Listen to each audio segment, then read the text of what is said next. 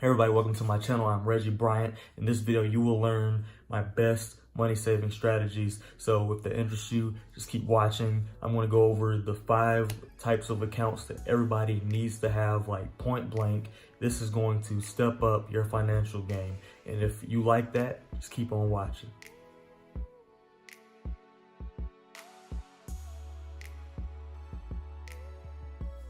All right, guys, so I'm going to give you my best money saving tips that I can possibly think of. You want to diversify your bank accounts, right? And so I made a video like way back about budgeting and saving. If you haven't watched that, I encourage you to watch that. I will link it up here as well in the description. I also went over multiple ways of making money, so I'm going to tag all of these videos in the description. But today specifically, I want to talk about the bank accounts you must have. So I want to start off by saying your checking account. Obviously, that's the one that everybody has in common, right? Well, I want to let you know something that maybe you didn't know about it. So according to NerdWallet, you're supposed to have at least one paycheck within your checking account.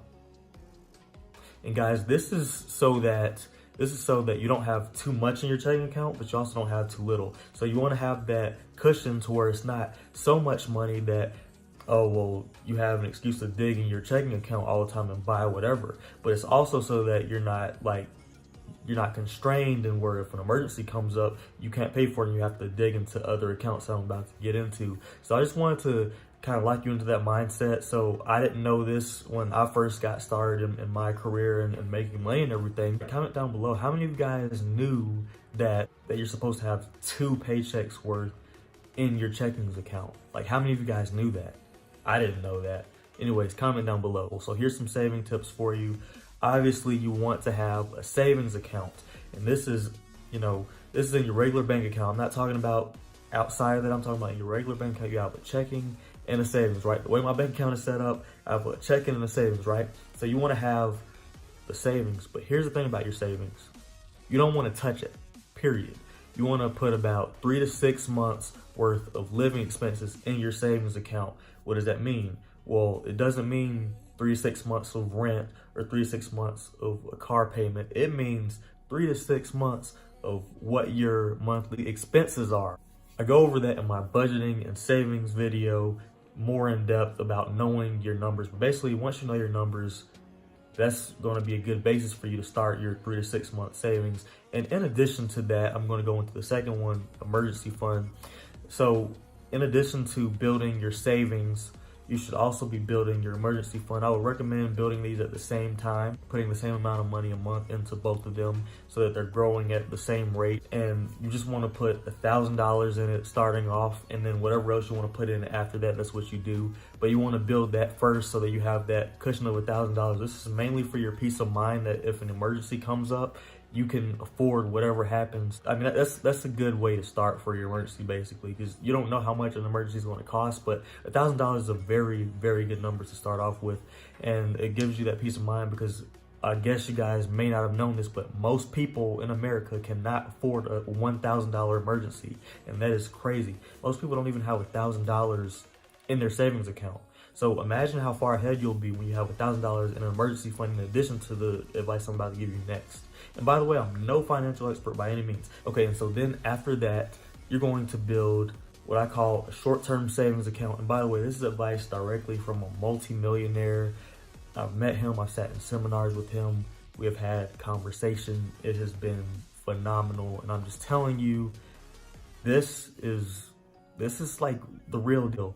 But anyways, you want to fix a short-term savings account. And this is actually savings that you can touch. This is if something comes up like you need a new phone and your budget may not allow for it, or you need to go and get, or you need a new laptop or even a new TV. This is just so you can have that type of savings. And by the way, to fund and to fuel a lot of these savings things, it's hard to mentally do them because it takes mental capacity. So I would recommend using an app called the Qapital app. It's going to automate your savings for you. For those of you who don't know, April is Financial Literacy Month, and this is the month where Qapital gives out $20 to people who refer people to others. So I'm referring you guys. Click the link in the description. I'm going to give you my Qapital link, and you sign in through that, and you make your account through that, and you get $20, and so do I. It's, I mean, who doesn't want a free $20? That's what you want to do. Short-term savings, and And I'd say $20 to $200 a month. You can just put in there. You don't have to touch the short-term savings. This is just like if you want to. And so how many accounts is this? We're already at number 3. I'm going to number 4. Emergency fund number 2.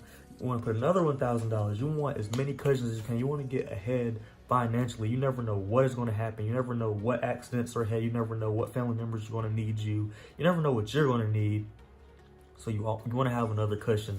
For me, I put $1,000 in one of my emergency funds and $2,000 in the other one. I just wanted to be double sure, you know what I'm saying? Like, I don't know what's going to happen, and maybe nothing will happen, but if it does, you're going to be straight. You know what I'm saying? That's the mindset behind it. This is my last money saving tip for you guys. You ready for this? Long-term savings. You want to have long-term savings. This is what you do not touch under any circumstance. So I know I told you not to touch a lot of these, but this one, you don't go near, you don't even think about it. This is money that you will eventually live off the interest of. What do I mean? I mean, you stack this up to get multiple thousands of dollars. I mean, tens and hundreds of thousands of dollars that and these methods, by the way, has helped me save over $20,000 in under 2 years. I want you guys to know how big of a deal it is. Being that I haven't even been working for 2 years yet, and I was able to save that much money already, that is a big deal. And I didn't do anything to live, like I live below my means, don't get me wrong, but I didn't penny pinch or anything. Like, these methods are what I've done, like no joke. But anyways, long-term saving, you want to build so much money, and you have to change the way you look at money. So if you have $10,000 saved, don't look at that as, oh, I got $10,000 to blow. No, you don't. Wrong way of thinking, buddy. You want to think of that as $800 a year for the rest of your life. 8% interest. Think about that. That's not a lot of money, but if you keep, that's for the rest of your life though. That's how you want to think about this money. So let's say you stack it up to 1.2 million. Just the number. I'm not saying anything. I'm just saying 1.2 million. And it gains 8% interest.